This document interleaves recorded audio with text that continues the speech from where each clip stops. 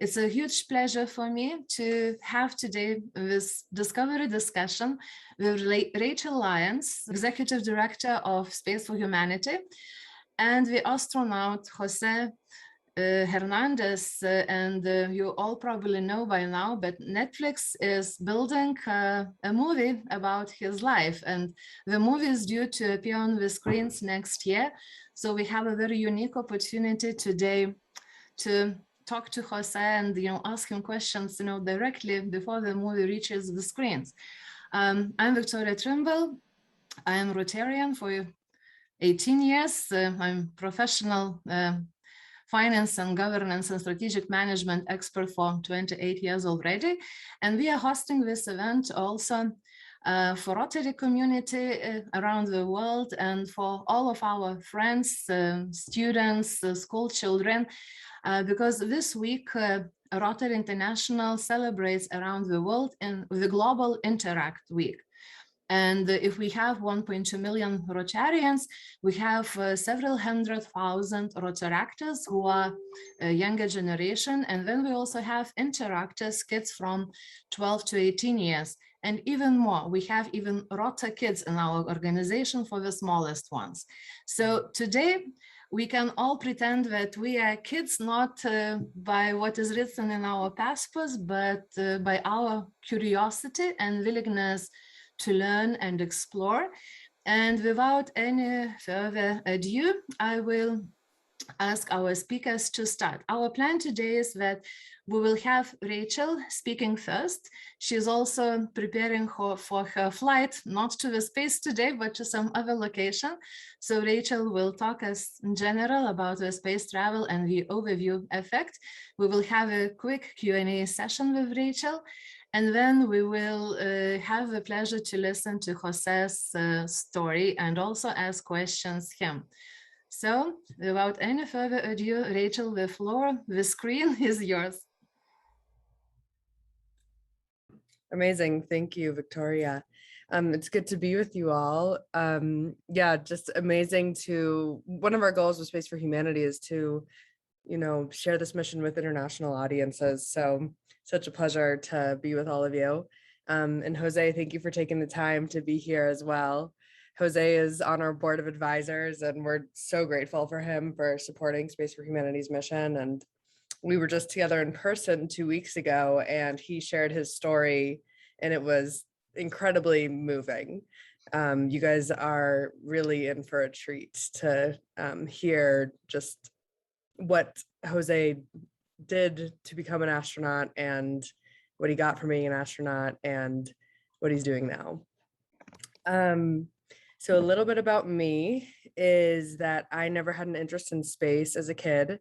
It was just not something that I cared about or even really understood. And then when I was 19 years old, I watched the first episode of a documentary about space, a documentary called Cosmos. Has anyone here seen Cosmos? Seeing Jose, Marga, looks like you have. Maybe not in our part of the world, but we will definitely try to. Yeah, you can just Google Cosmos, and it's the recent one with Neil deGrasse Tyson. And in this documentary, he showed the scale of the universe. So he started at the Earth, and he went out to the solar system, to the Milky Way galaxy, to the local group of galaxies, and out and out and out and out. And I just couldn't believe this reality of our existence, that we live on a planet floating in the cosmos. And my life was just never the same after that. The way I viewed my place on this planet shifted, the way I viewed my relationship to other humans shifted, the way I treated the environment shifted.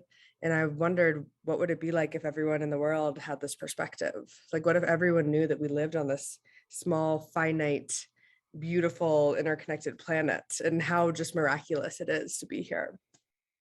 And it was soon after that I learned about this thing called the overview effect, which I think I'll let Jose talk about when he shares. But in short, it is the documented cognitive shift that happens to astronauts when astronauts go to space and they look back and they see our planet. They come back down very often changed people. A lot of times they start working on humanitarian efforts, they start working on environmental efforts, because they now see this reality of our existence and how much we need to take care of our planet. And so learning about the overview effect really made me see that that was why I was here. Like why I'm working in space is because of the perspective shift that it can give us. But I was still a student, so I was studying aerospace engineering, and I was, going headfirst into becoming an engineer. And along the way, I was lucky enough to meet the founder of my company. His name's Dylan Taylor. And Dylan is, at the time, he was the global CEO of one of the biggest real estate companies in the world, just did space as his side passion, absolutely brilliant human being. And he shared that I was at a conference that he was at, and he shared that he was founding Space for Humanity. So, but what we're working to do with Space for Humanity is we're working to take advantage of this moment in human spaceflight, because as most of you likely know, Richard Branson went to space, Jeff Bezos went to space, the youngest and the oldest person went to space on a crew together just in the past few months. Where space is opening up and becoming accessible to more and more people. So, we have an opportunity to use this advancement in technology as a way to benefit people on our planet. And basically the founding premise of what we're doing is that space is a tool for transformation. And we believe that if everyone had this planetary perspective, if everyone actually knew this reality that we live on a planet floating in the universe, that it is interconnected and it is fragile and it is finite, that as humans, our commonalities far outweigh our differences.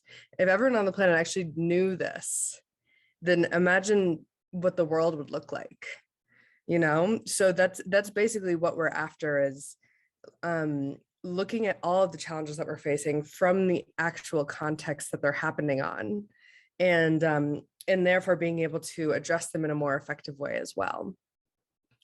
So, yeah, I think that's the short of it. And then just to tell you a little bit more about our programs, we basically take applications on our website. So if you want to go to space, if you're a leader in your community and you want to use your trip to space as a way to forward a global change initiative or something that you care about, you can apply on our website. That is spaceforhumanity.org/apply. And we'll be selecting people. I believe we're going to be closing our applications. We're kind of talking about this as a team right now, but we're looking at closing them in the next 3 to 4 months, because we actually could be flying within the next year, which is pretty amazing. One thing that I talk about often is that when I first started sharing Space for Humanity, when I first got involved, what I would say is that we are at the cusp of a new era in space exploration. I told everyone, I was like, we're at the cusp of this new era. But what I've realized over the past few months is that we have now entered this new era. And so it is all happening right now, and it's incredibly exciting. And we have the opportunity, like I said, to use this as a way, to use this advancement in technology for good on our planet, rather than it's going to happen no matter what. So why don't we use this in the most intentional way possible as a way to expand our minds and in simply put, make the world a better place. So Viktorija, I would say that's my overview. I welcome any questions if anyone has any. Yeah, thank you again for having me. Thank you, Rachel, a lot. If anyone would like to ask a question, Rachel, you all just heard space travel is a reality. Each of us who's listening today or who will be listening at some later point, our recording, each and everyone can actually fly to space. So would you like to learn more about it? If you do, just unmute yourself and use this opportunity to ask Rachel.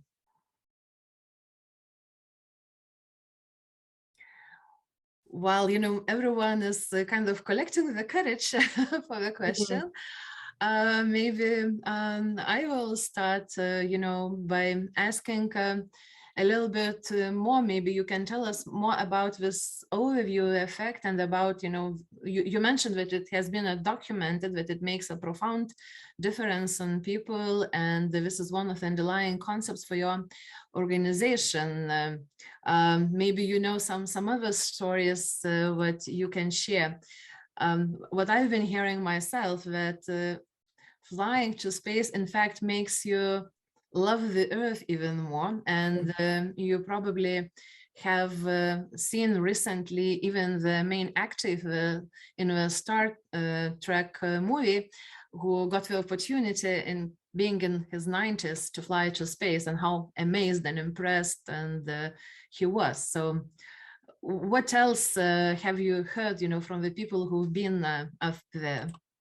Yeah, totally. And I also saw someone wrote in the chat, what are the basic requirements for flying to space? So I'll combine the two questions. With Space for Humanity, we don't have very many requirements. You need to be 18 or older, you need to be able to speak English, and that's actually something, both of those are required by the spaceflight companies. But as Viktorija just said, we had, I think the person who just flew was 18. He might have been 19, and then yeah, we had William Shatner fly, and he was 80 or 90. So so there's not too many requirements. If you're a healthy human being, if you're able-bodied, if you speak English as well, then you basically make the requirements, which is awesome. And then about the overview effect, Viktorija. So I'll tell you a little bit about our founding story. So our founder, Dylan, was in a fellowship program at the Aspen Institute, which is an institute in the US in Colorado. And in this fellowship program, everyone was challenged to come together and create a project or addressing one of our largest challenges. So there was people who were addressing malnutrition. There was people who were addressing poverty, access to education. And Dylan was in the cohort program wondering, why do we have all of these seemingly intractable challenges? Like, why do we have all of these challenges that just we can't find a solution to? And what he found is that it was a matter of perspective. And that if we actually look at the problems from the scale that they're happening on, which is planetary, then we can come up with more effective solutions. We can address the root of it to solve these challenges. And so that's why Space for Humanity is working to fundamentally address perspective. And to talk about the accounts of some astronauts. So Anusha Ansari, which I'm sure, Jose, you know her. She's the CEO of X Prize, which is a just amazing company working to solve some of our greatest challenges. Actually, she went to space, and there was a quote that she had that really stuck with me. That was along the lines of, all of these challenges that seem big and impossible, peace on earth, no problem, we can do this. It gives you that kind of perspective, and this is what I have experienced. So it made her, she went to space and she literally was like, we can solve peace on earth. We can create peace on earth. So that's one thing, is that it just gives people a completely new context. And in her talking about it, she talks about how it gave her so much energy to be able to solve some of her greatest challenges. And that's now literally what she's doing with X Prize. They're coming up with some incredible solutions to like global environmental challenges, to access to education, to Alzheimer's, like across the board. They're coming up with really, really creative solutions. And then astronaut Garan, he's another one. He's also on our advisory board. Yeah, he's awesome. I'm seeing thumbs up. He's actually local. He lives like 20 minutes from me. And he has just done incredible work. And he kind of reminds me of, he basically thinks like everybody needs to see this. He's written 2 books from this, talking about how everybody needs to have this perspective.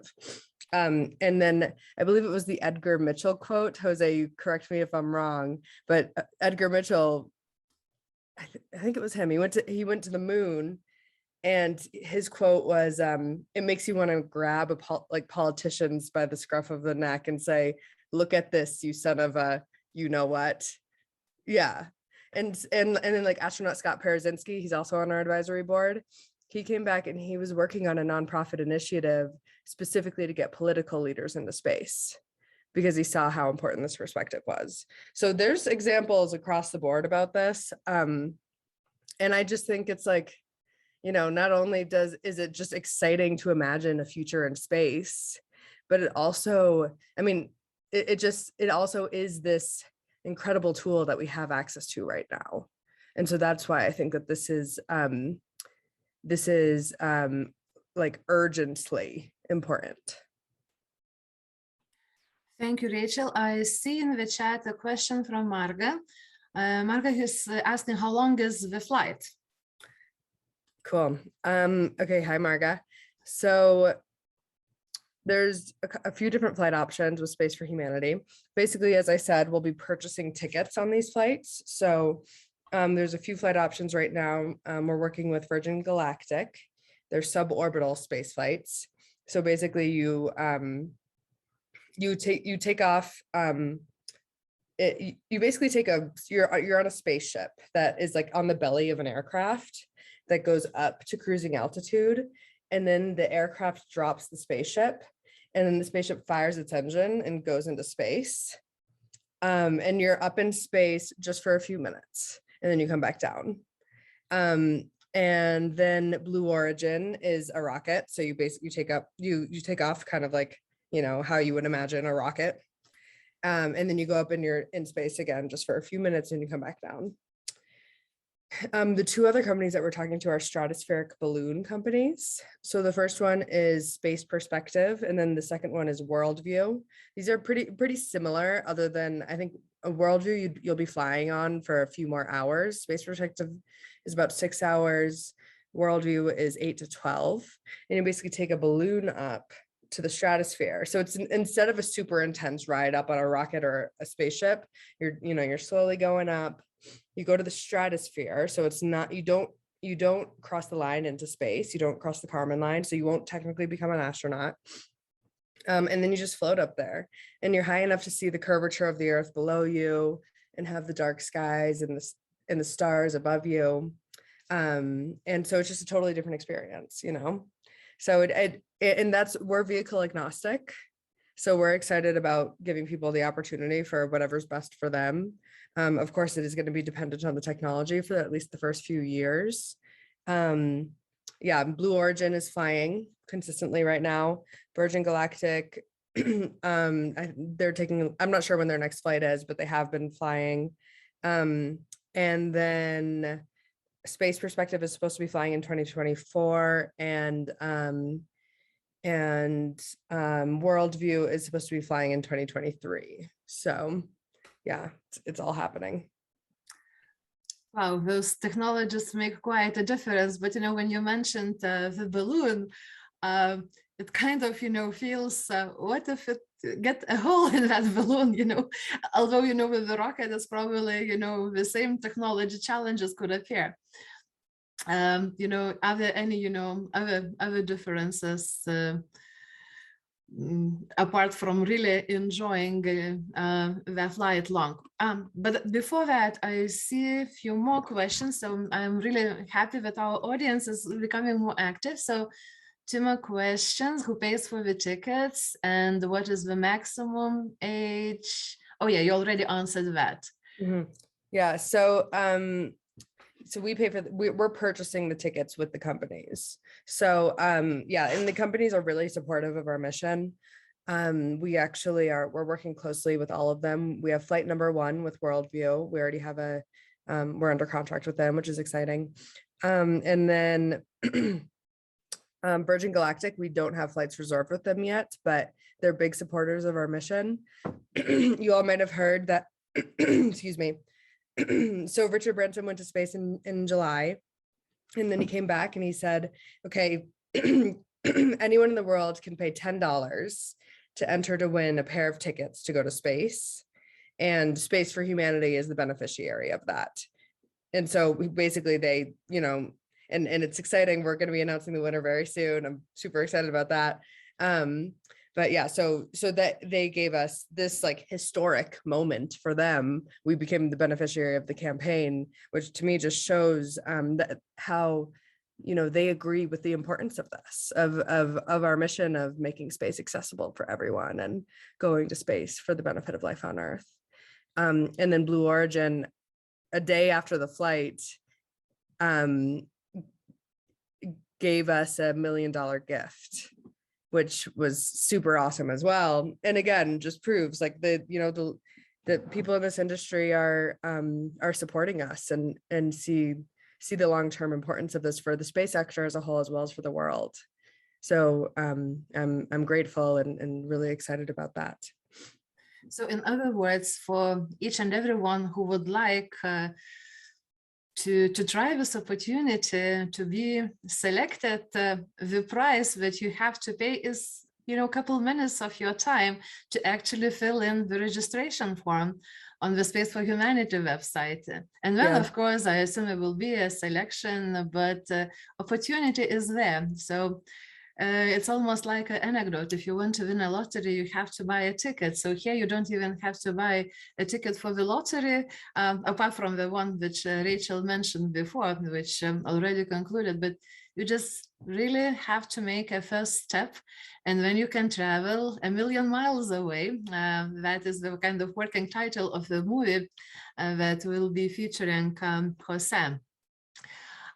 Anyone else would like to ask Rachel a question about this exciting opportunity? Who would like from our audience to go to space? I mean, use the emotions of it. Oh, I see Margot wants to do that. You should definitely apply. You should apply. Yeah, spaceforhumanity.org/apply. And yeah, like I said, we're looking for people who are, you know, have like our leaders in their communities, but that doesn't mean like, you know, that you don't need to have a CEO or president title. You could, that's awesome. But you could also just, you know, be a school teacher or have a large reach of people that you speak to on a weekly basis. And we're excited just for everyone to be touched by this worldview. And my ultimate goal in my work, like I said at the beginning, is that everybody on this planet actually knows that we live on a planet, you know, and everybody knows what that means, and that impacts the way that they behave and we treat each other and we treat our planet. So yeah. Okay, so Margot, don't tell my husband, okay? Okay, great. I won't tell him. Take John. Okay, Brian, you're in the call, right? Don't tell John, okay? But I'm applying. Amazing. Our secret. Yeah, only the people in Zoom will know. Listening to Rachel, I was just thinking, you know, we have this saying that, you know, we should take a bird's view when we want to solve the problems, but, you know, up there, probably there are no birds, and there is, you know, something else. So before we hear from Jose, what is up there? Anyone else would like to ask a question to Rachel? If yes, use this opportunity or think through your questions and ask the questions later. And yeah, Victoria, just to follow on that, you know how people say the sky is the limit? No, it's not. Yeah, I don't say that anymore. That's true. Are you going to fly to space yourself? I think I will at some point, just because it's becoming so accessible. Like I think within 10 years, everybody on this call will probably, you know, personally know an astronaut. And so I do think just because I work in the sector, I think I'll go to space at some point, but it's not something that I'm actively trying to make happen. Good. Well, you know, this saying that sky is not the limit, you know, it's not a limit anymore. And as we just spoke, you know, sometimes you just need to make a first step, and you could start doing things that you wouldn't even imagine about. And even the story how we met, it all started on the second night of the lockdown of COVID pandemic in Lithuania, when my sister-in-law in Rotary, Aurika, who is on this call, and my brother, my true brother, David, who is also on this call, we were chatting about the challenges in the intensive care units. And Aurika remembered helmet based on invasive ventilation. So we started the project, we built it up. In 57 days, we consulted NASA engineers. And then, later we met Rachel, Jose. I personally only met virtually, but Ulrika and David are also members of the Vision Circle at the Space for Humanity. So just by taking the first step, you don't even imagine where that step can take you. So now I would like to invite on behalf of everyone on Zoom screen, Jose. And as I mentioned to him just before we started this conversation, I am personally truly excited today through the moon because it's a true story. I learned to read when I was 5 years old. And at that time in Lithuania, we had almost like 1 or 2 newspapers. And there was a 5th page of one newspaper, which was about international events. So instead of reading fairy tales, that was my favorite thing to read. And when at that time, we had few very strong females. For the first time, Indira Gandhi was the Prime Minister of India. And at that time, Valentina Tereshkova became the first female astronaut. And I remember being 5 years old and saying, if I truly want, I can fly to space too. So at that time, I wasn't really planning to fly to space. Now I am. But it was more about the determination that things are possible. And Jose's story is a true story of determination and action. And Jose, you are the best to tell it. So the screen is yours. And it's just by a coincidence, today is also the Diwali, the Indian celebration of light. So I am through the moon, and please, everyone, welcome Jose, and we are all excited to hear your story. Well, thank you very much, Viktorija, for the invitation. Thank you to Rotary International and Rotary Lithuania for extending this warm invitation, allowing both Rachel and I to come into your homes and be able to share our experiences. I just want to give a shout out to Rachel. Rachel, I know you have to leave to catch a plane, so I'm not going to take it personally if you walk out on me. So I understand that, but I just want to recognize her for her efforts in terms of starting this great Space for Humanity organization, because what really sold me was the fact that, what they're trying to do, or what we're trying to do now that I'm part of the board, is making space accessible for everyone. And I've always said that, when I went into space, I said, it's a shame I'm a nerdy engineer because I don't have the gift of the gab. I don't have the gift of writing, of the gift of poetry, the gift of music. And it's those type of people we need to get up there so they can come back and share it in a more effective way than any astronaut engineer can ever hope for to be able to describe it. We could write books and we can do it, but you know what? I think the talented people in the communications arena would be best fitted to be able to explain that. And so from that perspective, I'm glad. And then also the fact that we're making it accessible to people who otherwise could not afford it. In the old days when I was growing up, it just used to be the only game in town was NASA. You want to go to space, you either had to be an American or you had to be a Russian, and Roscosmos or NASA. And then the European Space Agency came on board, Canadian Space Agency, Japanese Space, and so we made it more of an international, but you still had to be a career astronaut.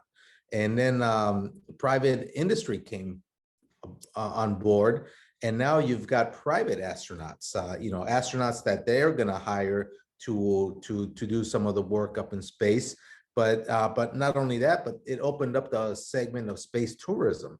And while space tourism is expensive, eventually it's going to get to the point where it's accessible to most people in the world, because you look at the history of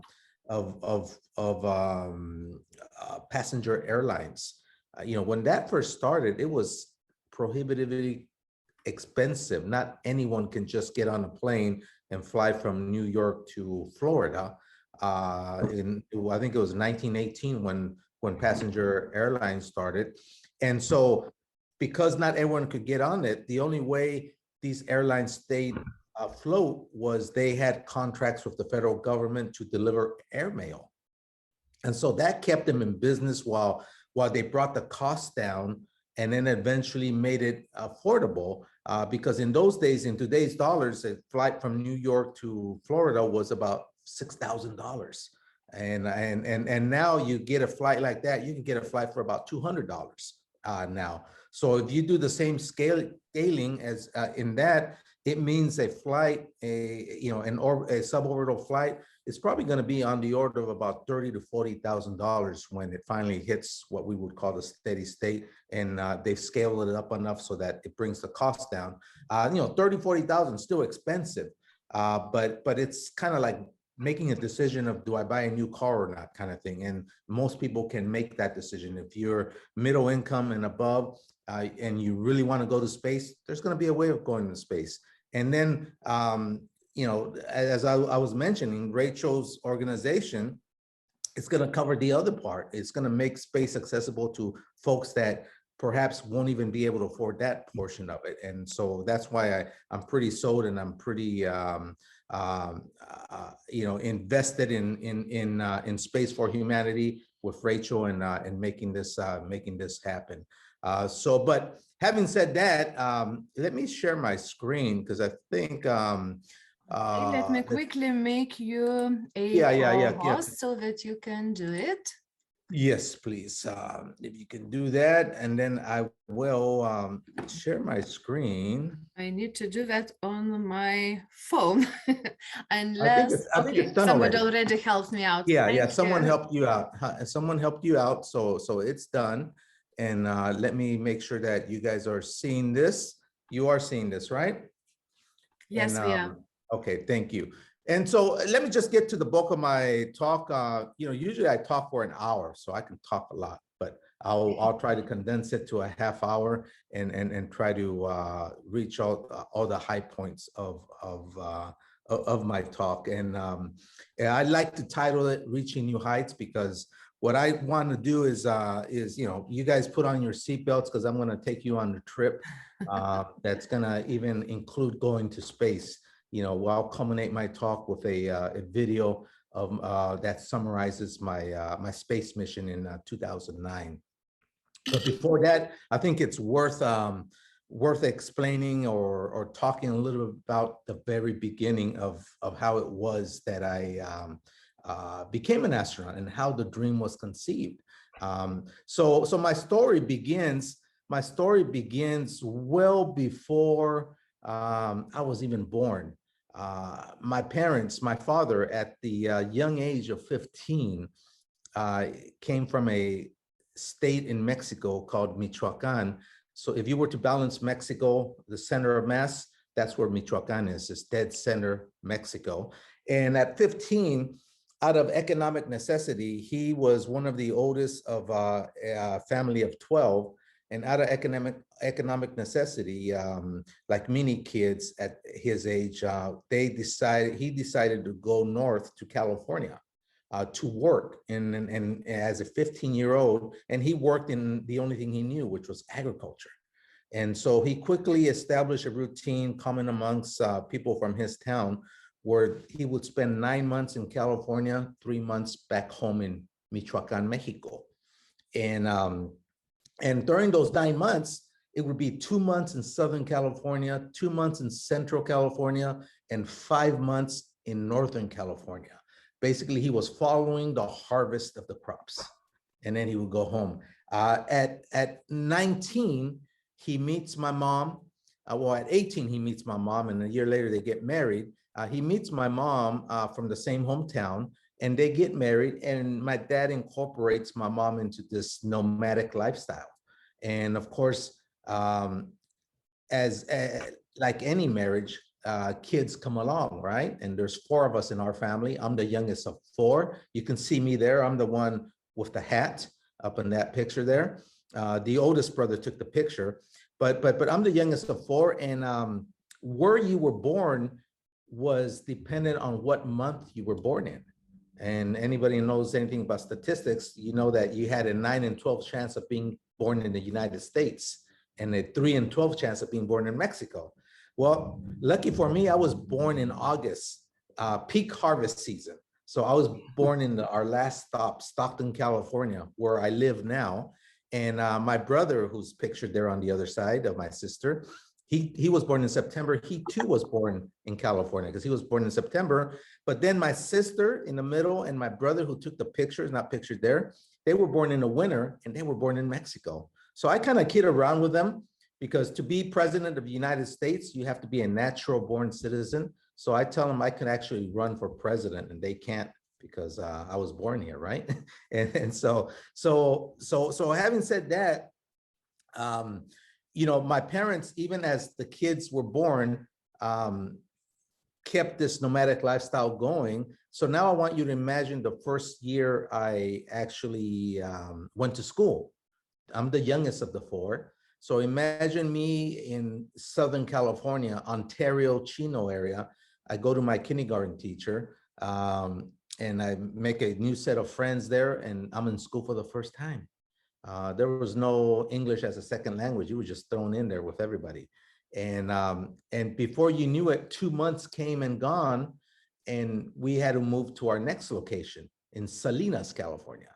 Now I'm up to my second kindergarten teacher, my second set of friends. Just as I learned where the bathroom's at, 2 months come and go, now I'm moving to Stockton, California. So now I'm down up to my third kindergarten teacher, third set of friends. And to make matters worse, after that, we got to go to Mexico for 3 months. So we take 3 months worth of homework from my kindergarten teacher. And every day in Mexico, my mom would wake us up.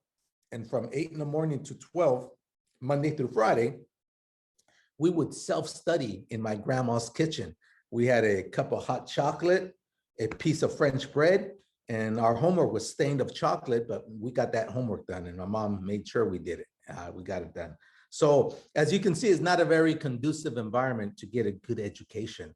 And it wasn't until the second grade teacher, Miss Young, up here in Stockton, California, my last stop, when I told her I wanted 3 months worth of homework, she basically said, you know, you tell your parents I'm going to come and visit them. She was tired of it because I'm the youngest of four. She had done this for my 3 older siblings. So I guess 4th time was the charm. And so she came and she somehow convinced my parents that we needed to stay in one place. That's when we made Stockton our home. So after the second grade, we only had one stop in the US, and that was Stockton, California. And our trips to Mexico, instead of being 3 months long, shrank to 3 weeks centered around Christmas. So we missed very little school. And that's when our education started to get traction. Now, a lot of people always tell me, okay, well, that's fine. You're now in one place. Now you're learning English because of the moving around. I didn't consider myself fluent in English until I was about 12 years old, because of all the interruptions we suffered. But people always tell me, okay, so you learn English, you're doing good in school, but you're still from a farm working family living at or near poverty. It says, how does someone in your situation even dare to want to become an astronaut? And I'll tell you, that dream was conceived in December of 1972. Important month because it was the month of the very last Apollo mission, Apollo 17. When the Apollo missions were on in those days, it was televised live because it was such a big deal. Given the technology we had back then, vacuum tube technology, I mean, your phone has more computational power than the whole Apollo rocket and capsule, if you think about it. And so it was such a big deal to go to space and to go to the moon that it was televised. Every launch, every moonwalk, and every splashdown was televised.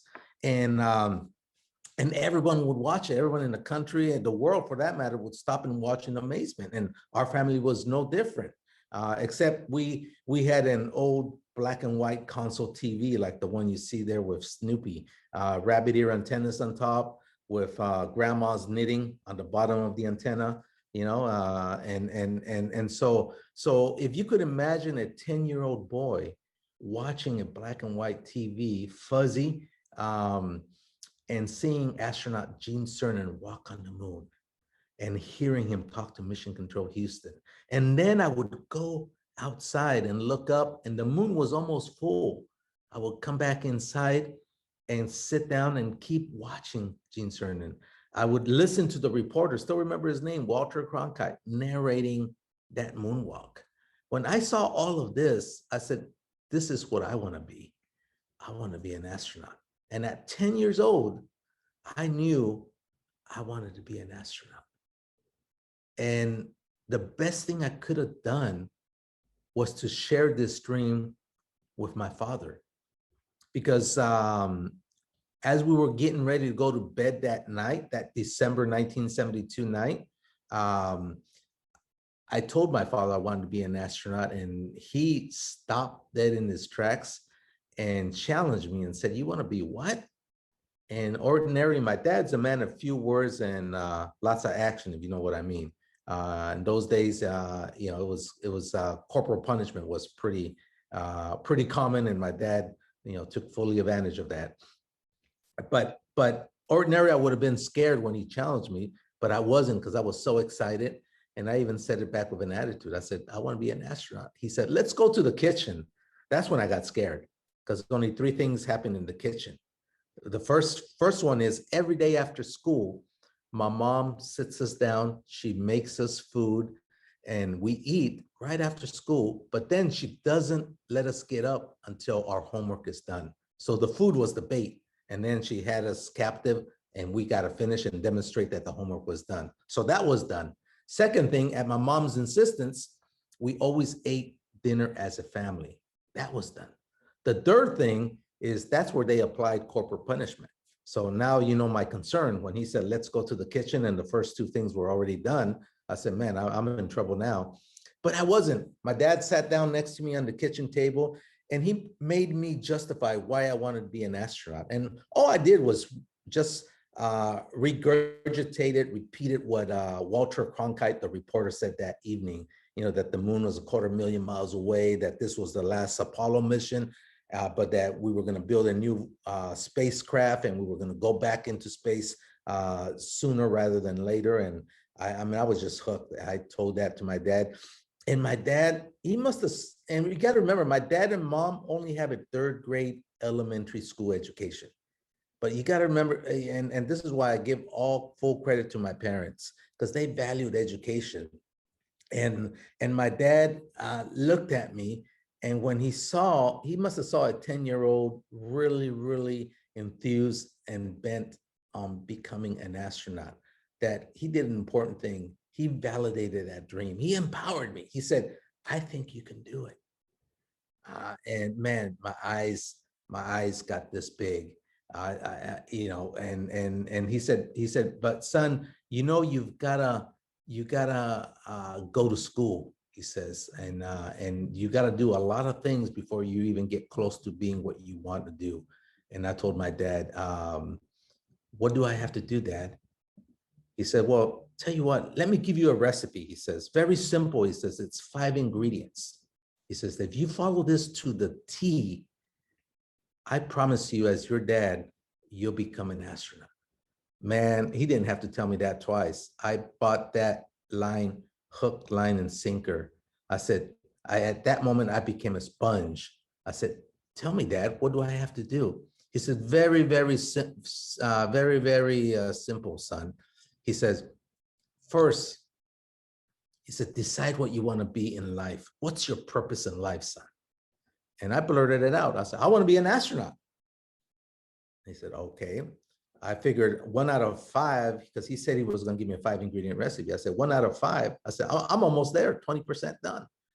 And then he said, "Second," he says, "recognize how far you are from your goal, son." and we were in the kitchen. I looked down at our half peeling linoleum floor. We lived in a 2-bedroom dilapidated rental in the worst part of Stockton. And as I looked at the linoleum floor, I told my dad, I said, Dad, don't get mad, but man, I can't be any further than this. And I thought he was gonna, whack me one for saying that. And no, he didn't. He kind of chuckled and he said, I'm glad you recognize that, son. I'm glad you recognize that, because the third thing you have to do is you got to draw yourself a map from where you know where you're at, and by your smart remarks you do, to where you want to go, because you have to know the way to your destination, son. Draw yourself a map. I said, what's the fourth one, Dad? So you're doing it already, son. Education. So there's no substitute for education. You know you have to go to college because you picked a hard goal for yourself. So you know college has to be in your future. And then he said, fifth and final, equally as important, he pointed out the kitchen window and he said, you know that effort you put out Saturdays and Sundays and 7 days a week during the summer, picking fruits and vegetables with your siblings, your mom and your dad? You know that effort you put out there? I said, yeah. He pointed to my books on the kitchen table and he says, you put that effort there. He says, and when you finish and you get a job, he said, you put it in your job. He closed off by saying, so you mix that up, son, that's the recipe to succeed. But remember, you always have to give more than what people expect out of you. Give more. He says, and you do that, I guarantee you'll be an astronaut. Man, I went to sleep as a 10-year-old having heard that. So happy. I said, I'm going to be an astronaut because my dad said so, and he gave me a recipe. And I'll tell you guys, I put that recipe to work today because it works. It's been working since I was 10 years old, and it works for me today. So I recommend you commit this to memory and start implementing it yourself. Now, I said 5 ingredients and you see 6 there.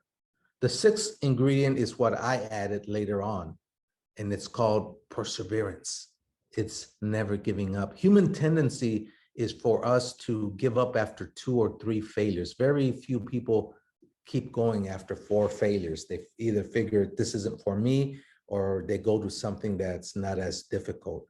And I'm here to tell you is that if you really want to be, reach your goal, you got to have that tenacity. It's got to be inside. The fire's got to be inside, and you can't let it be put out by not being able to reach your goal at the time you want to reach it. If you really want it, you got to regroup and you got to improve and always do self-improvement so that you get better, you get more qualified, and you have a better opportunity to reaching your goal. Because I'm here to tell you, NASA rejected me not once, not twice, not 3 or 4 times. NASA rejected me 11 times. It wasn't until my 12th attempt that I finally got invited to be part of the 19th class of US NASA astronauts. And imagine if I would have given up after the 1st, 2nd, 3rd, or 4th try, I would have never had a chance to have flown into space. And so that's what I'm trying to push across here, is that perseverance is key. If you really want it, you need to keep at it, and you need to never give up, and you need to keep improving yourself so that next time you try, you're in a better position to succeed. And that's what I essentially did throughout this whole selection process. Now, I will tell you that once you get selected, you go through 2 years of what's called basic training as an astronaut, as a NASA career astronaut. And it's here where they teach you how to fly jets. They teach you how to operate the International Space Station, how to be a crew member for flights on the space shuttle. And you have all this, you have manuals, you have coursework, you have simulations, you have oral exams, you have written exams. And I'll tell you, every Friday there was a test for us. Every Friday as an astronaut candidate, and it's kind of like being, if you're in college and you're going through finals week, it's kind of like being in finals for 2 consecutive years, because it was draining, and every Friday you dreaded it because you always ask yourself, is this the week I get kicked out? I better do good. I better pass.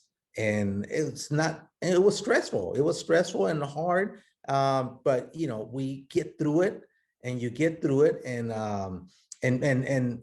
during your training, you do mock simulations. This one, for example, is a underwater lunar analog mission off of Cocoa Beach, on the Aquarius habitat, where a crew basically goes down, saturated dive, and you're down there for a couple of weeks, and you got a mission control up on the beach side, and you're running a mission just as if you were on the moon.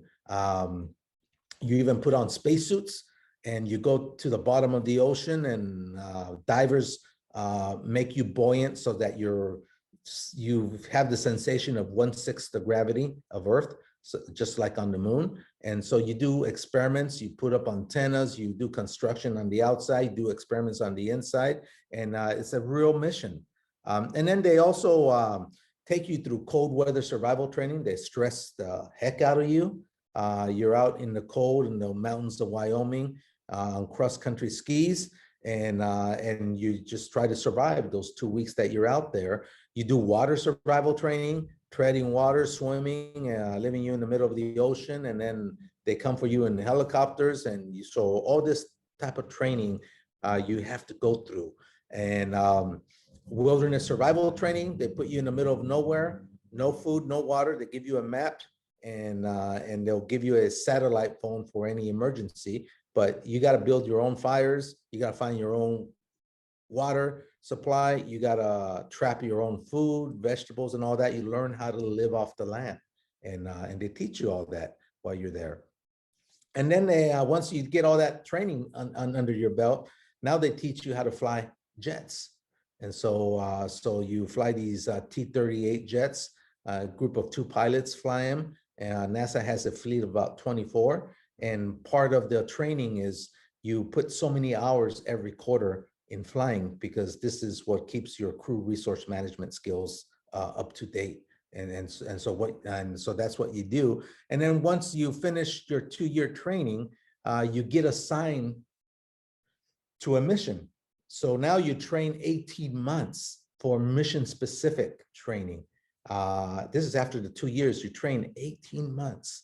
And once you go through that training is a lot easier than the first 2 years, because the first 2 years they're trying to break you.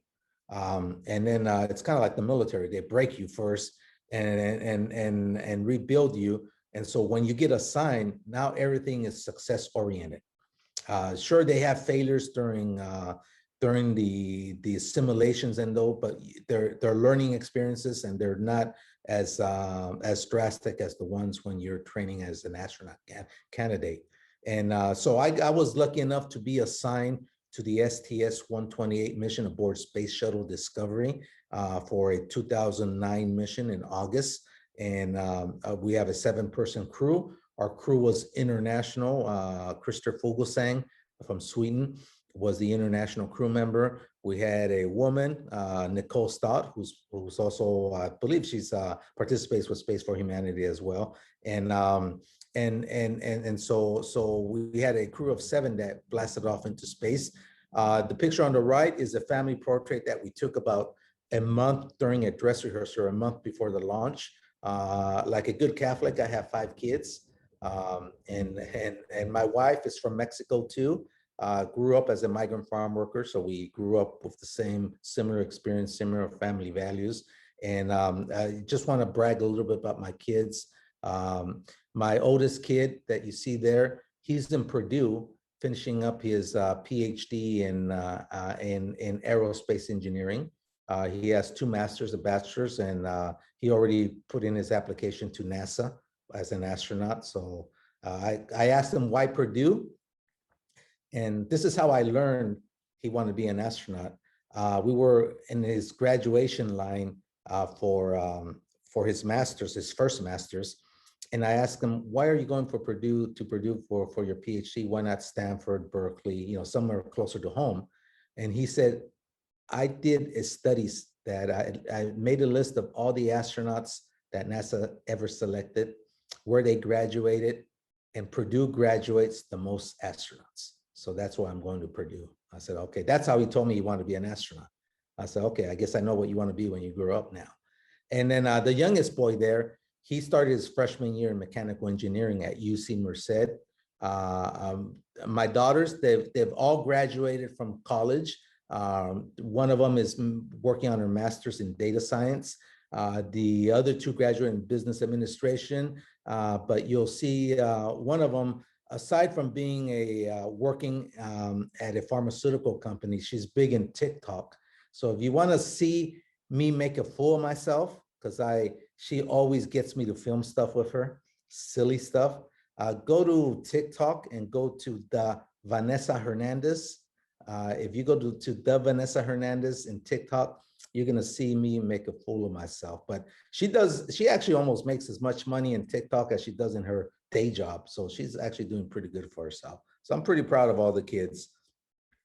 And then after those 18 months of training, you're ready to go to space. I love this picture because this is our vehicle. I'm inside of that vehicle when they took this picture, which is pretty awesome.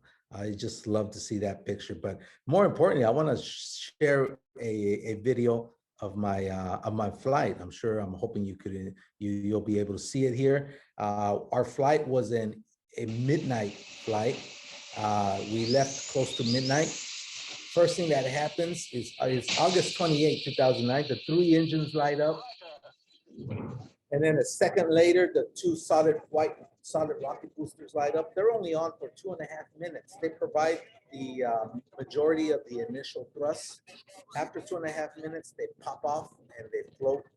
They come down with parachutes and fall in the ocean and float there until boats recover and they're reusable. The center tank keeps feeding the 3 engines for another 6.5 minutes, total flight of 8.5 minutes. You go from 0 to 17,500 miles an hour in 8.5 minutes. There you see the back of my head because I'm the flight engineer. Best seat in the house because I have the panoramic view because I'm sitting in the middle of the 2 pilots because I have to hawk all their instruments. It's the busiest seat though. There you see me give a thumbs up because I'm a bona fide astronaut. And the first thing we do is we open up the payload bay doors to initiate radiator cooling. And this is Christer Fuglesang, our Swedish astronaut, international astronaut, opening up the payload bay doors to achieve that. There you see yours truly putting together the portable onboard computers that would help us dock to the International Space Station, while my crewmates put together exercise equipment because we have to exercise. There you see my colleague, Nicole Stott, looking through binoculars of what's going to be her home for the next 3 months, the International Space Station. Our first objective is to leave her there and bring home Tim Kopra, an astronaut who's been up there for 3 months. So we do a crew exchange. Our second objective is we were the second to last mission to finish construction of the International Space Station. So in this module we have in the payload bay door, we have more than 7 tons of equipment. It's called the multi-purpose logistics module, Leonardo, built by the Italians. We're going to install more than 7 tons of equipment, both inside and outside of the International Space Station. Here you're seeing the last part of us docking to the International Space Station, which is why we're happy.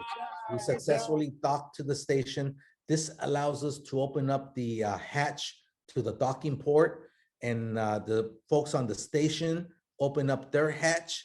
Now we got this neat little tunnel. We can float from the space shuttle to the International Space Station.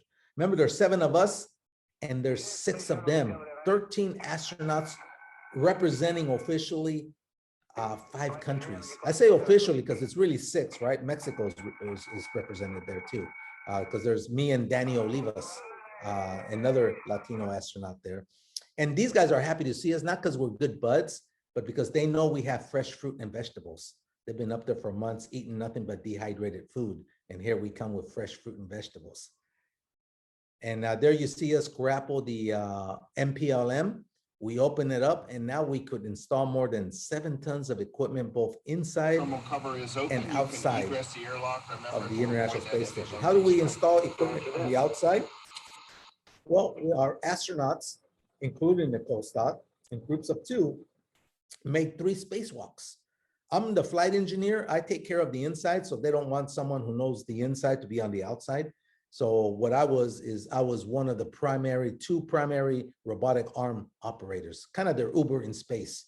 I took them from place to place, from work site to work site. And then after about 13 days, we undocked from the station. And this is our view of the station, as big as a football field. And our last maneuver is to do a 360 to take high resolution pictures. We then slow down and let the atmosphere capture us, and gravity starts to take hold. And remember, we took off as a rocket, converted it to a spacecraft, and now we're landing as an airplane, a glider, if you will, because we have no propulsion. That means we only have 1 chance at landing the aircraft.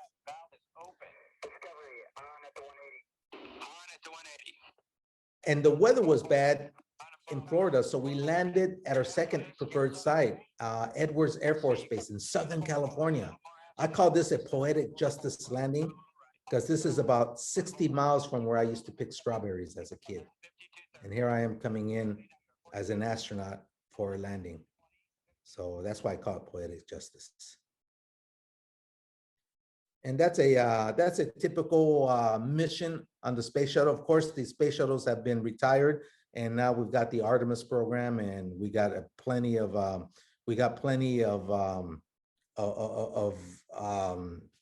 other space vehicles that are coming online from the private companies. So I think it's the most exciting time of space travel yet, and I'm pretty happy. Now, I wanted to show I gave you my dad's 5-ingredient recipe with perseverance as the 6th.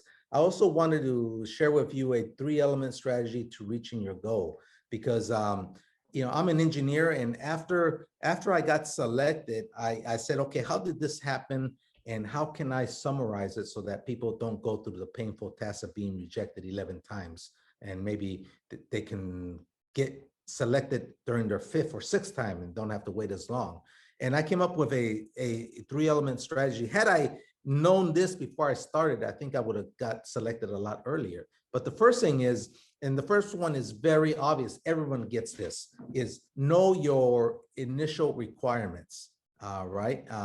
Whenever you want to be something or you want to reach a goal, the first question you ask yourself, okay, what's the minimum requirements to get there? And you meet them, right?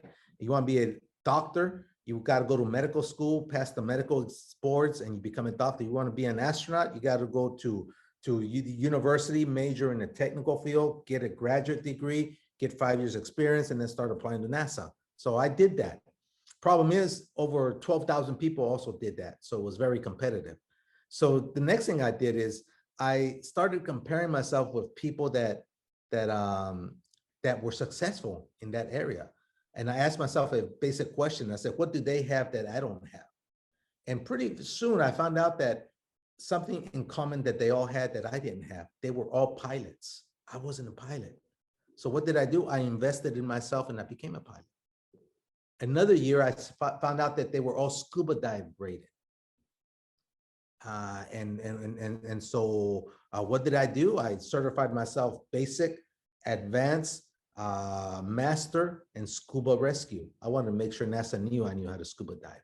So I certified as much as I could in scuba diving. So that was the second thing. The third element is you got to differentiate yourself from the competition. In other words, you got to differentiate yourself in a positive way. And this opportunity I had when I was working at Lawrence Livermore National Laboratory, National Defense Laboratory for the United States Department of Energy. And there was a job that came that no one wanted. it required traveling to Russia because it was in the nuclear non-proliferation arena where we were helping the newly formed Russian Federation take control of their nuclear weapons after the downfall of the Soviet Union.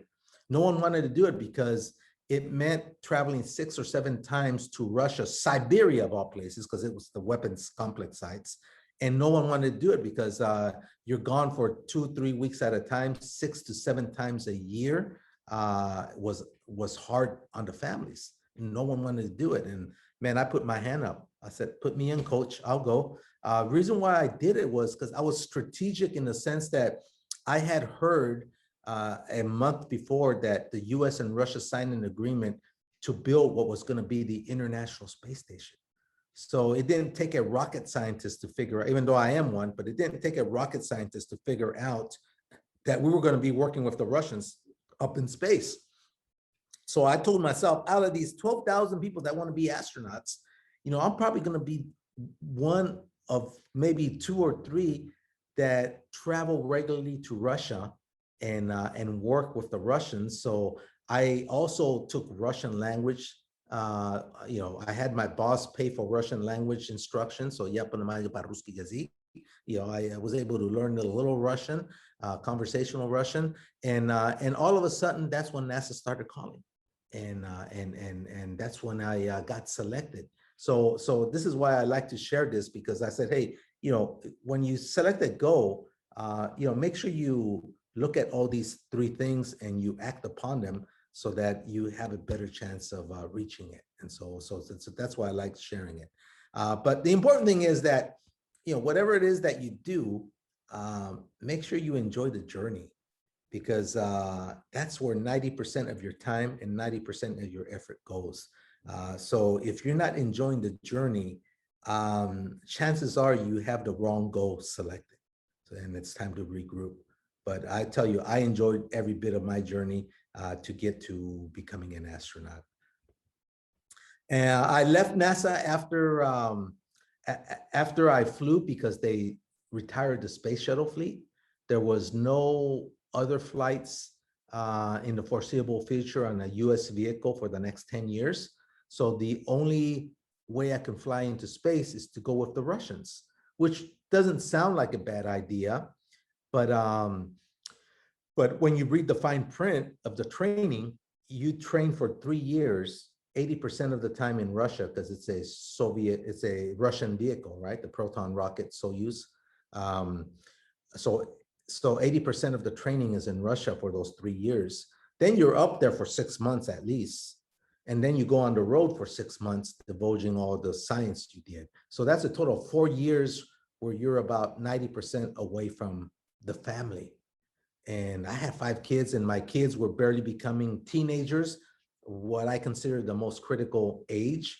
And so I thought it would be highly unfair to keep putting the burden on my wife of raising our kids, because quite frankly, up to that point, she was doing it. I was too busy training and being an astronaut. So as much as I hate it, the toughest decision in life I ever made was resigning from NASA, because it cost me so much to get there. But, you know, I think my Hispanic cultural background took over and made family more important than anything else. And looking at how my kids turned out, I think I made the right decision. So I'm very happy with that decision. So after leaving NASA, I came back home to Stockton because my parents are here, my wife's family's here, and I wanted my kids to re-engage with grandma and grandpa and their cousins and their uncles. And so they did that. And you know, I also bought a small vineyard, 20-acre vineyard. And there you see me in the tractor. I mean, there's an old saying, you could take the kid away from the farm, but you can't take the farm away from the kid. And so I bought a farm, a vineyard, and I sell my wine to a winery. I got an invitation to go see how they make the wine. And when I saw what they did, I said, I can do that. And so now I make my own line of wines called Tierra Luna Cellars. If you look at tierralunacellars.com, that's with a C, you'll see that we have wines. Unfortunately, we can't send it abroad. We don't have export license for that. So if you want it, you're going to have to come and visit the US and order it here, or order it to a US address and have someone send it to you. But we make it Sauvignon Blanc, we make it Zinfandel, and we make a red blend, which is a combination of Merlot, Tempranillo, Syrah, and Petit Syrah grapes. So I make my own wine now, and so I'm very happy with that endeavor. I'm also an author, have several books out, Reaching for the Stars in Spanish, El Cosechador de Estrellas. I have a middle reader book, From Farm Worker to Astronaut, and I have a children's bilingual illustrated book, The Boy Who Touched the Stars. These can be ordered on this website, tierralunaengineering.com. You could probably get them cheaper on Amazon, but if you order them through this website, it's my website, I autograph them, and the proceeds go to my own foundation, Reaching for the Stars. If you go to astrojh.org, you'll see the foundation website, and what we do is work with kids and expose them to STEM careers. And so that's why it's this, a few dollars more expensive if you buy it through here, because we're trying to get money for the foundation. And then, as Victoria had mentioned, hot off the press, Netflix will be producing my life story. The working title is A Million Miles Away, as Victoria indicated. We already have a director, and I believe Michael Pena is the one who's going to be playing my character. So filming starts in March, and it should be available on a Netflix platform towards the end of the year or beginning of 2023. But by March of next year, they're going to start filming. And here it is, ways of getting a hold of me. Reaching for the Stars Foundations is astrojh.org. You want to order the books, tierralunaengineering.com. And you can see me on Facebook, LinkedIn, Twitter. I'm very big on Twitter, Astro_JH. If you follow me, Astro_Jose, I'm sorry. If you follow me, then you'll be able to see what I do with respect to space-related activities. And then, of course, my wine business, Tierra Luna Cellars. And but yeah, basically that's the end of the show and of the view graph. But if you guys have any questions, I think this is the time I can take questions. Wow, it's amazing. I kind of almost feel, speechless. But let's look at the chat. And maybe, someone who has a question ready, that's your opportunity. Yeah. So just I would love to travel. I haven't traveled to Europe to give talks yet, but I would love to travel. I'm on the speaker circuit, so I talk a lot to companies.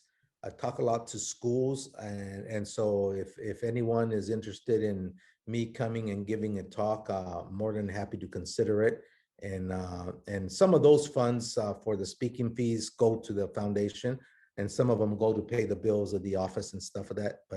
But yeah, that's one of the things that I love doing is traveling and giving talks. I travel a lot to Mexico, and not surprisingly, Mexico, Colombia, Puerto Rico, and all over the U.S. is currently what I'm doing. But I haven't traveled to Europe yet, so I'm more than happy to consider trips like that too. So, Aurica, I saw you unmuted first. So what question would you like to ask Jose? Well, thank you, first of all, for being here and sharing your story, Jose. And it's nice to see you again. I had a pleasure to meet you in person a couple of weeks ago. Yes. And your story is so inspiring, and it's amazing how much work you did and courage, and you had this dream that never died. It felt like it just got stronger and stronger. With all these rejections that you got from NASA, I felt like you probably just said, okay, it's another day, we're just gonna get something, more things done. So it's so inspiring for everyone who is on this call, and I hope more people will see the recording of this call. So I have a question. It's more about space. How did it feel for the first 24 hours when you saw so many sunrises and sunsets when you were out there? It felt amazing. It really felt great, Aurica. Like I said, words can't do it justice, but once you're up there, you know, you're going around the world once every 90 minutes. And so that means every 45 minutes, you're either seeing a sunrise or a sunset. And I remember during one of those days, we were up there for 14 days, which meant I saw about 217. We went around the world 217 times. And I remember in one of those times, I said, I'm going to enjoy sunrise. I had finished my work, so I was just looking out the window. We were coming from the dark side of Earth, and then the sun was coming up on the Earth's horizon behind.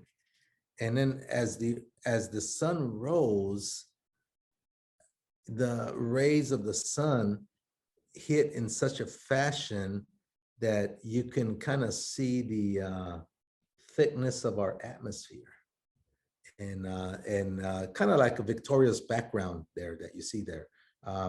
You can see the thickness of the atmosphere, and man, from my perspective, it looked scary thin.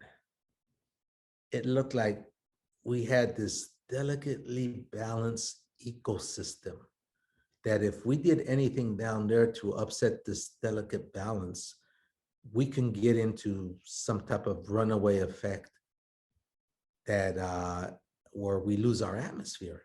And I mean, that's what happened in Mars. And it was at that point, that Aurica, that I became a bona fide active environmentalist. I mean, I was always an environmentalist in my heart, but I wasn't active. And it wasn't until I saw that I said, you know, any chance I get to tell this story, I'm gonna tell it, because we need to be good stewards of our environment. And if that picture doesn't scare you, I don't know what will, because it looks like we do something, we keep treating our world the way we're treating it, we're gonna damage it where we can't repair it. And then we're gonna have that need of going to another planet, you know, and we don't wanna have that need. So that was kind of an eye opener for me. But yeah, floating, you know, in space is so counterintuitive to what we're used to. You never get tired of it, and you never get tired of being amazed that you look around and say, wow, I'm floating. Oh, look, I'm still floating, kind of thing. You know, 14 continuous days you're floating. And so you get to be very efficient in moving around, you know, doing your best Superman impersonations and stuff like that. So it was pretty cool. Thank you. This is really very important message, and I hope more people will be able to see this and understand and spread the awareness about how fragile this layer of atmosphere is, and how we now can actually save it and save the humanity. Also, because I heard your story before and it was a little bit different, I want you to share your what did you see? How did you see the Earth? How the colors and the continents, and what was so different? And again, I know that it was very, it touched you very much when you saw the Earth from out there. That's right. That's right. I'll tell you, you know, it takes 8.5 minutes to get up into space. And I had the busiest seat in as a crew member, because I was sitting right behind the two pilots. And you know, it's busy because I have to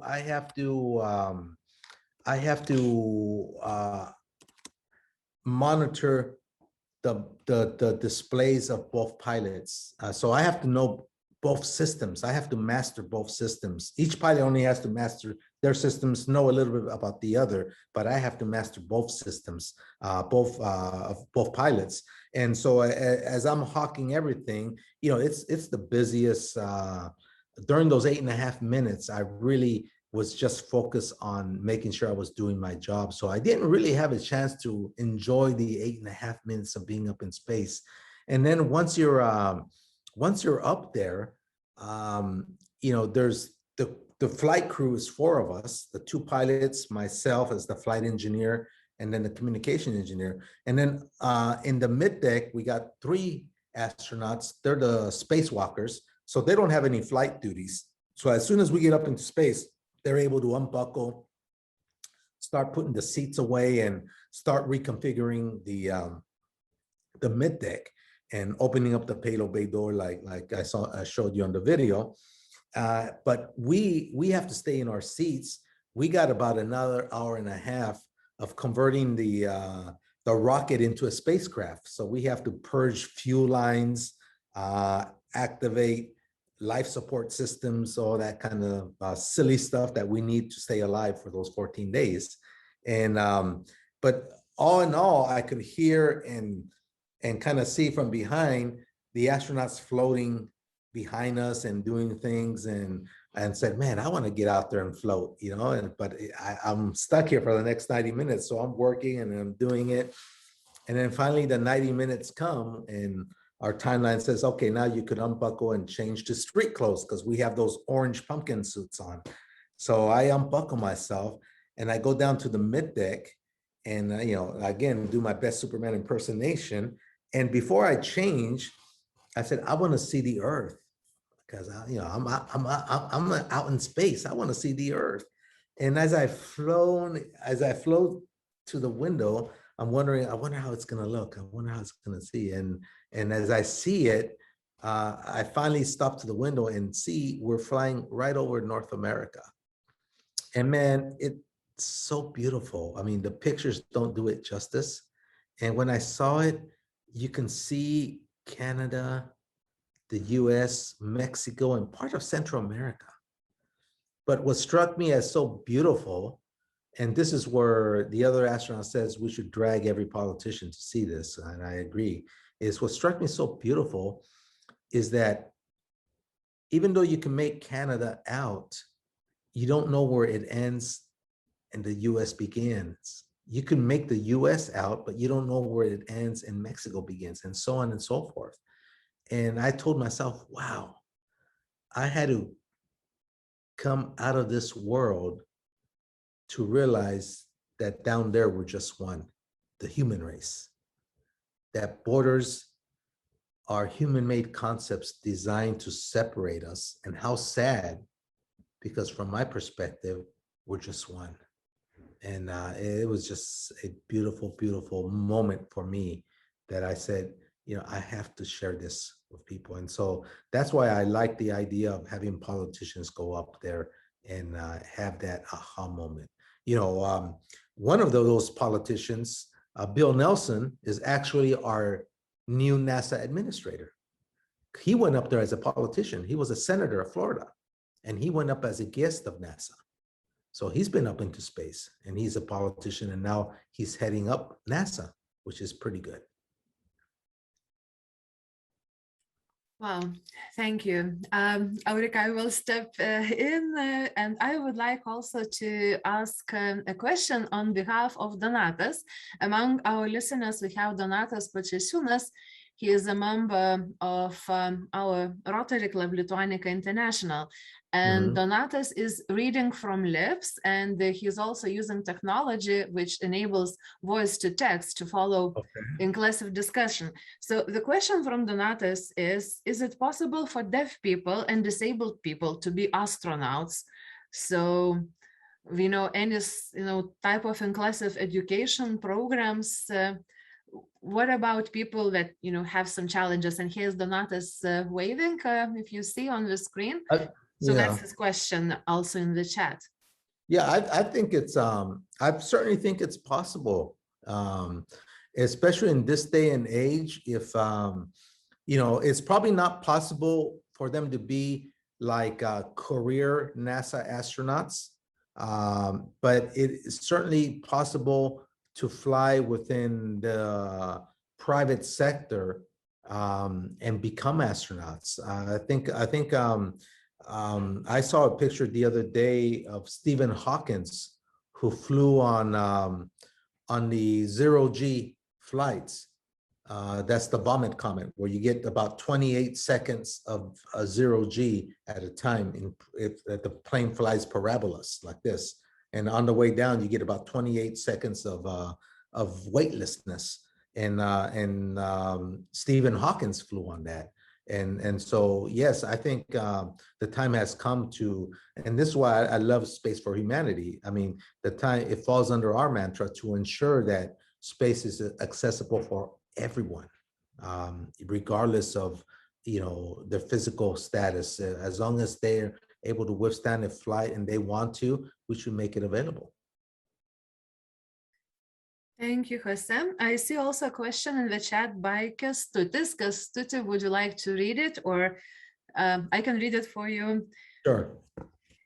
Is it difficult to focus on your job when you are in space, and especially on the first day?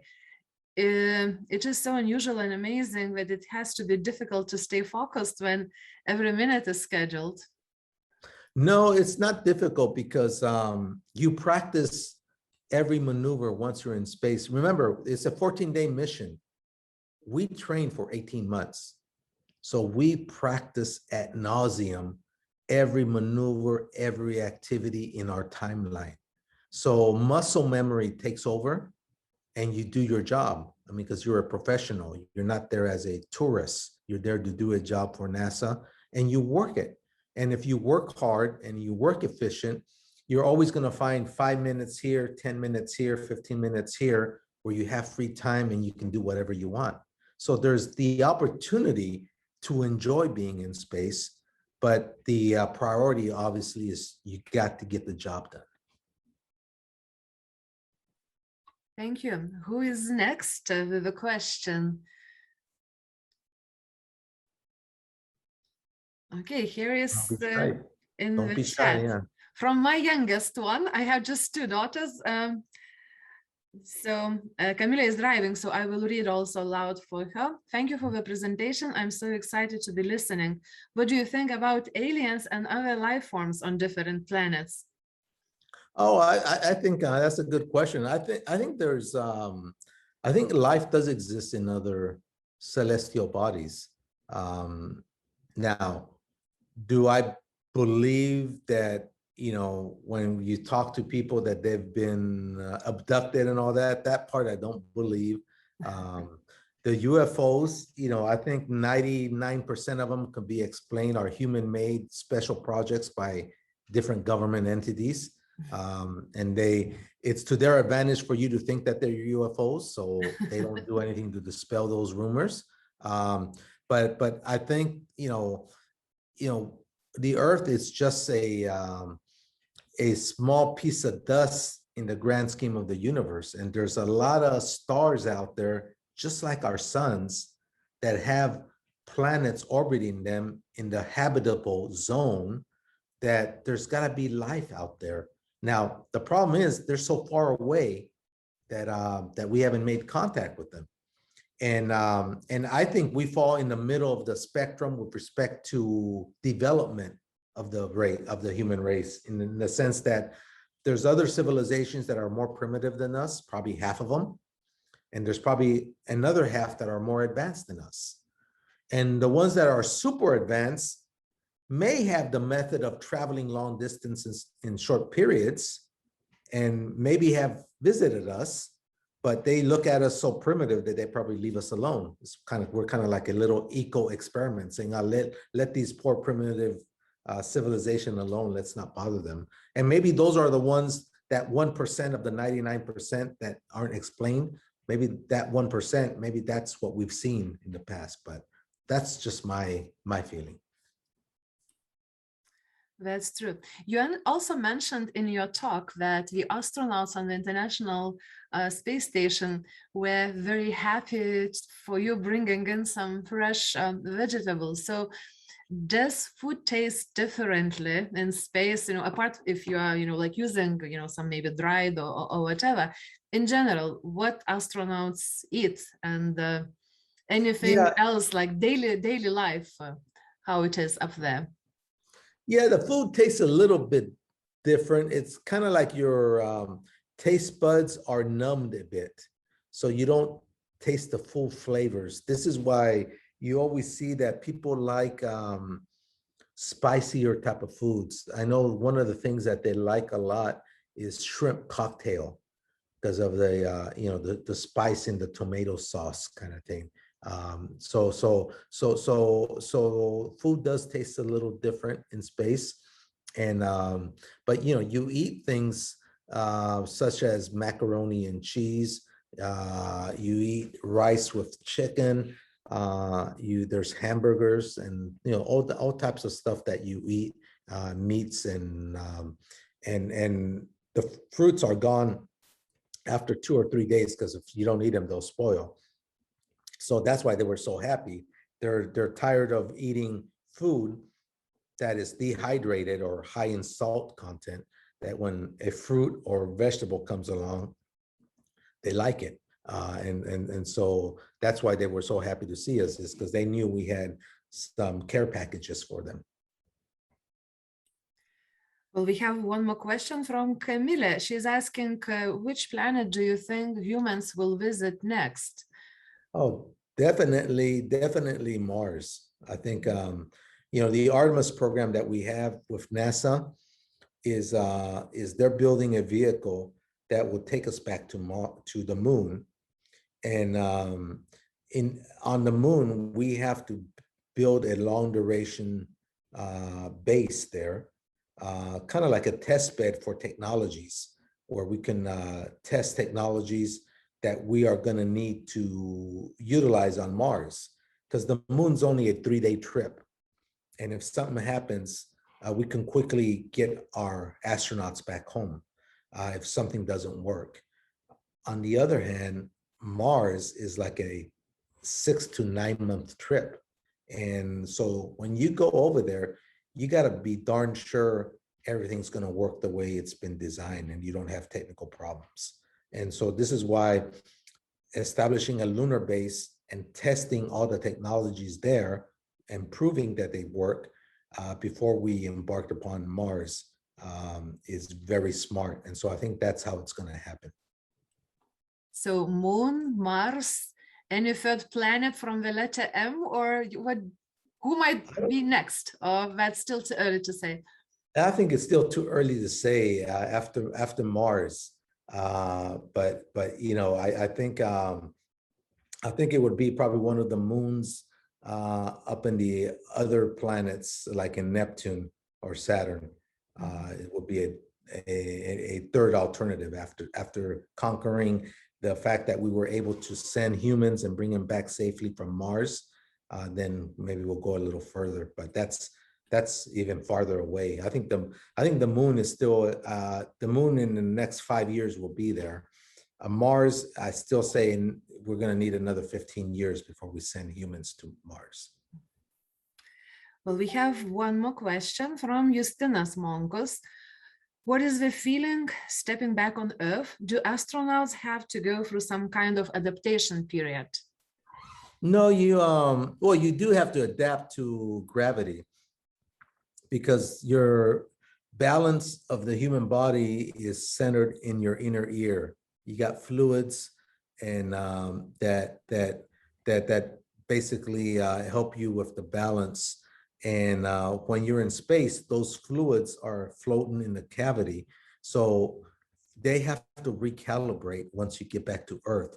So it kind of feels, when you come back, the way it feels is if you've ever been on a boat where there's lots of waves for a long time, and then you come back on tierra firma, on land, you kind of still feel the waves, right? Well, that's kind of how it feels when you come from space. You kind of still feel things moving around, and it goes away within about 24 hours. The majority of it goes away within 24 hours, and then you readapt. But there's no significant things. Now, the people that have been up there for months, we were only up there 14 days. People that are up there for months, even though they go through exercise protocols and everything to mitigate muscular atrophy and bone density loss, a lot of them come back that they can't even stand up. They have to go through physical therapy and build up their muscle mass again, and before they're able to fully function. And so they come back a little bit more weak than when they left. So do we understand right then that it's the duration in space that gives the biggest impact? You know, I was personally surprised having seen that astronauts after longer missions, they do have some, you know, support when they land, but those, you know, space travelers, they were really looking very fresh and of course excited. So I was wondering what's the difference, but yeah, it seems it's the time. It's the Mhm. time. Exactly. It's the time. If you're up there for a few minutes, nothing's going to happen. If you're up there for 2 weeks, you know, pretty much it's your balance is the only thing that's affected. But once you're up there 2 months and longer, now it's going to be harder to walk. Your muscles, if you're not doing the right exercises, your muscles aren't going to sustain your body weight, and so you're going to have to little by little, you know, you got to sit down and then try to stand up a little by little, and then get your muscles stronger, go to therapy, exercise, and then you get your muscle strength back. Any more questions from the audience live? I don't really see any questions in the chat. Maybe you would like to speak up? Yeah, and Lena, I see, Lena, your hand. Lena is Rotary International Director. Before Lena comes on, I just wanted to say that I gave my email address out. Like I said, if there's any interest in me coming and doing some talks, feel free to contact us and we'll be happy to work something out. Okay. It's in the chat, and we will be also sharing afterwards with everyone who attended today and registered also. So Lena is from Sweden. Lena, the Zoom screen is yours. Well, almost. I'm from Norway, actually. But it's pretty close to Sweden. It's a neighboring country. Thank you, Jose. I actually think we've met back in the States a few years back. Thank you for your presentation. Yeah. And of course, all of us being here today, we have this, or we've had the dream of going to space for as long as we can remember.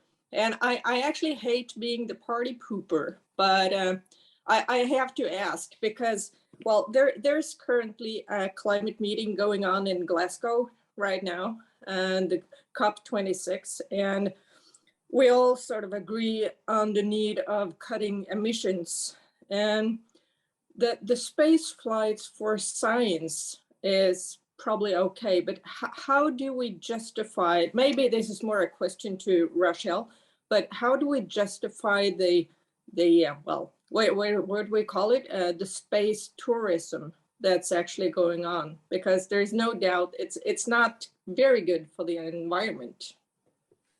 Sorry for being the pooper. No.